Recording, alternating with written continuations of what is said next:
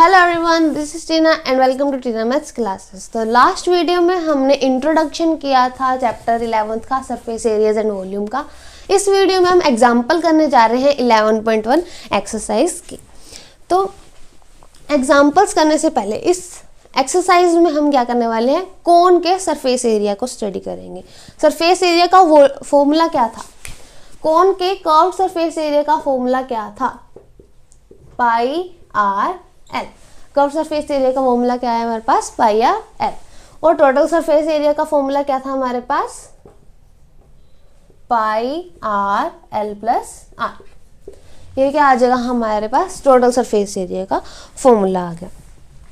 ठीक है, तो कोन के अंदर ये एल हम फाइंड कैसे करेंगे ये हम देखते हैं। हमने क्या किया, एक राइट एंगल ट्राइंगल लिया।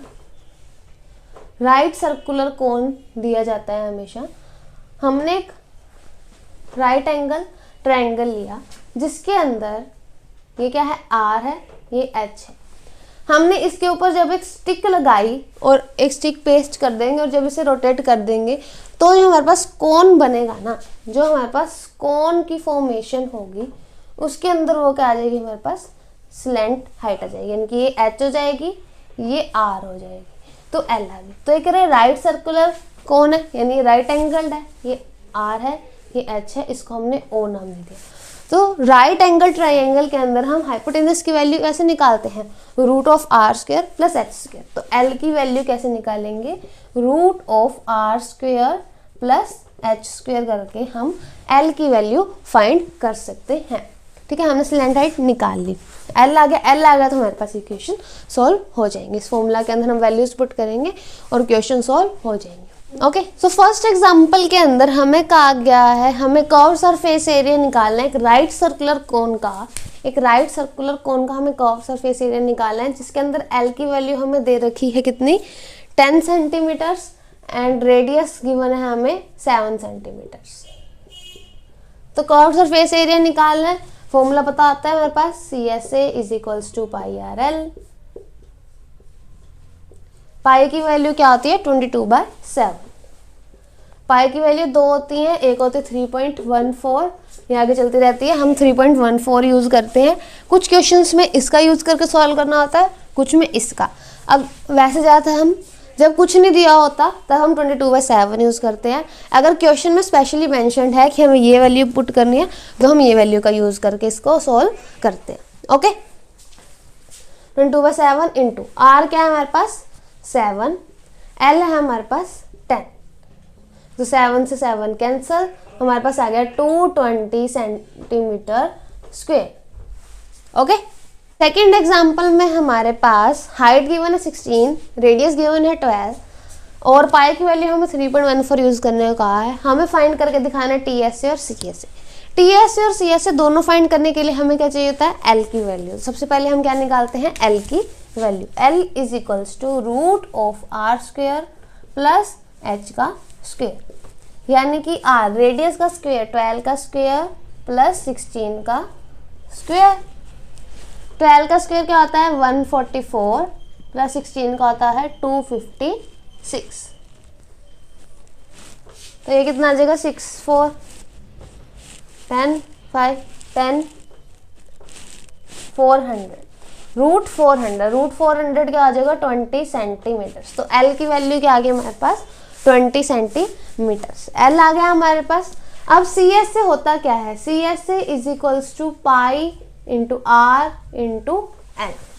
तो यानी कि पाई की वैल्यू हमने यूज करनी है 3.14, आर की वैल्यू हमने क्या दे रखी है 12 और एल की वैल्यू हमने निकाल ली 20। जब हम इसे सॉल्व करेंगे तब हमारे पास आएगा 753.6 सेंटीमीटर स्क्वायर।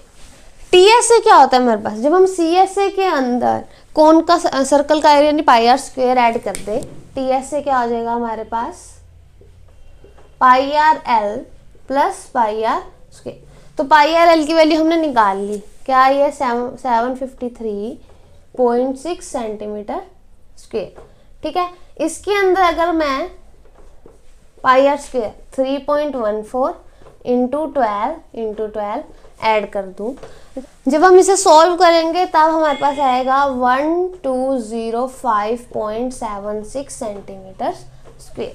ये क्या आ जाएगा हमारे पास, टीएस से आ जाएगा।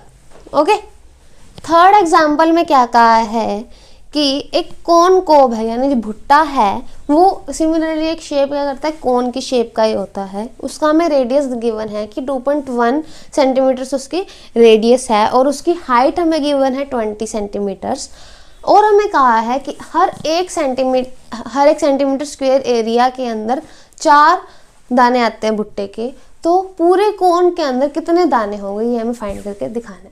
तो पूरे कोन के अंदर दाने फाइंड करने के लिए अब देखो, अगर हमारे पास ये कोन शेप का भुट्टा है, ठीक है, तो जो भुट्टा होता है उसके सिर्फ ऊपर वाली साइड होता है। कभी देखा कि नीचे वाली साइड जिसका सर्कुलर साइड उसके ऊपर हो, नहीं होते हैं ना, सिर्फ ऊपर वाली साइड पे होते हैं मैक्सिमम। तो हम क्या करेंगे, सिर्फ इसका कर्व सरफेस एरिया निकालेंगे। ओके, कर्व सरफेस एरिया निकालने के लिए हमारे पास क्या चाहिए, पाई, आर और एल की वैल्यू। पाई की वैल्यू इन्होंने हमें कहा नहीं है तो हम 22/7 ही यूज़ करने वाले हैं। आर हमें गिवन है 2.1 सेंटीमीटर और हाइट हमें गिवन है 20। Height is equals to 20 centimetre, radius is equals to 2.1 centimetre. तो एच और आर गिवन है तो एल हम फाइंड कर सकते हैं कैसे, root of R square plus H का स्क्वायर। तो रूट ऑफ 2.1 का स्क्वायर प्लस 20 का स्क्वायर। जब हम इसे सॉल्व करेंगे तब हमारे पास आएगा रूट ऑफ 404.41, ठीक है, और इसका रूट सॉल्व करेंगे तो 20.11 क्या 11 हमारे पास क्या आ गया सेंटीमीटर्स। एल की वैल्यू आ गई। एल की वैल्यू आ गई, हमें क्या फाइंड करना है, सी एस से फाइंड करना है। सी एस से क्या होता है, pi into are into l. पाई की वैल्यू हम यूज करने वाले हैं 22/7। आर की वैल्यू क्या आ जाएगी 2.1 इंटू एल की वैल्यू आ जाएगी 20.11। जब हम इसे सोल्व करेंगे तब हमारे पास आएगा 132.73 सेंटीमीटर स्क्वायर। सी एस से क्या आ गया हमारे पास 132.73 सेंटीमीटर स्क्वायर। अब हमें क्या गिवन है कि 1 सेंटीमीटर स्क्वायर एरिया में हमारे पास 4 ग्रेन्स आ रहे हैं। तो 132.73 सेंटीमीटर स्क्वायर हमारे पास क्या है, कर्व सरफेस एरिया। तो इसी में दाने होंगे, तो इसमें कितने दाने आ जाएंगे हमें फाइंड करना है। तो 132.73 सेंटीमीटर स्क्वायर्स में होंगे 4 × 132.73। तो हमारे पास क्या आएगा 4 3 या 12, 4 3 या 28 29 30, 4 2 या 8 9 10 11, 4 3 या 12 13, 4 1 4 5। तो 531.01 ग्रेन्स यानी कि अप्रोक्सीमेट 531 ग्रेन आ जाएंगे।